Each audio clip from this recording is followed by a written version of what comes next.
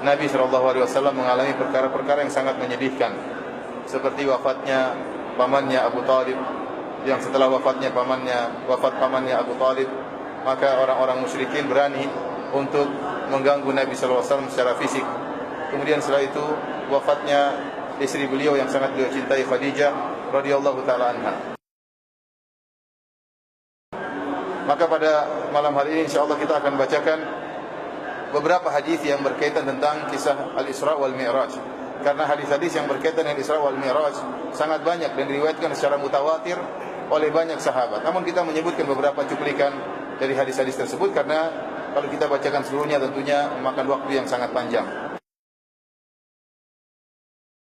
Ada beberapa faedah yang bisa kita ambil dari kisah ini.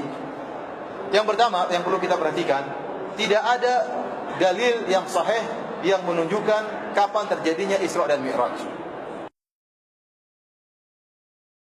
Dalam Isra Mi'raj terjadi banyak sekali mukjizat yang aneh-aneh, ya. Namun kita beriman dengan hal itu semua. Bahkan disebut dalam sebagian riwayat Rasulullah SAW diperlihatkan tentang masa depan, tentang sebagian orang-orang yang masuk di neraka jahanam, sebagian orang-orang yang masuk di surga. Disebutkan di antaranya yang Rasulullah SAW mendengar langkah kaki Bilal di surga. Itu juga dalam Isra Mi'raj. Allah perdengarkan langkah kaki Bilal di surga. Ini dikabarkan tentang masa depan. Demikian juga kita beriman tentang langit, bagaimana langit ada pintunya, Jibril harus minta izin dan seterusnya. Di antaranya juga kita beriman bahwasanya Allah menghidupkan roh-roh para anbiya. Allah hadirkan mereka di langit-langit tersebut. Kita tahu bahwasanya para nabi mereka di kuburan mereka. Tapi waktu Isra Mi'raj Allah datangkan roh-roh mereka untuk menyambut kedatangan siapa? Kedatangan Rasulullah SAW. Sehingga terjadi dialog antara Nabi dengan mereka. Dan ini adalah keistimewaan Nabi SAW. Dan tidak boleh seorang kemudian menjadikan dalil bahwasanya kalau begitu kita boleh ngobrol sama Nabi dong. Nabi kan sudah mati masih bisa diajak ngobrol. Kita bilang itu mukjizat, jangan samakan dengan ente. Kecuali kalau ente Isra Mi'raj juga tidak apa-apa. Ente di dunia kemudian datang ke kuburan wali ngomong, meyakini wali juga bisa ngomong seperti kita, sebagaimana Nabi Musa ngobrol sama Nabi Muhammad SAW. Nah waktu Nabi Musa ngobrol sama Nabi Muhammad, nyambung atau tidak? Nyambung, balas-balasan. Ente ngobrol sama wali yang sudah meninggal, apa dia balas? Dia kan nggak balas ya.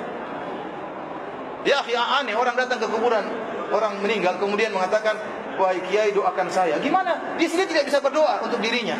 Dia saja butuh dengan doa orang lain. Apa kata Nabi SAW? Idza mata ibnu Adam inqata amaluhu. Kalau anak Adam sudah meninggal terputus amalannya.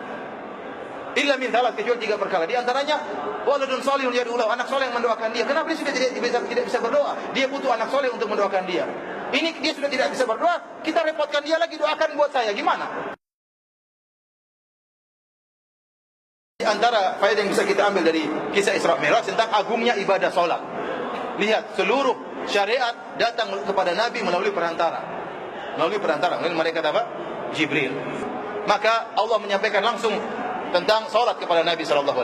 Bahkan pertama kali di antara hal yang menunjukkan agungnya salat, Allah pertama kali mewajibkan 50 waktu salat. Kata para ulama ini dalil Allah sangat cinta kepada ibadah salat. Allah ingin hambanya salat terus, makanya pertama kali 50 waktu.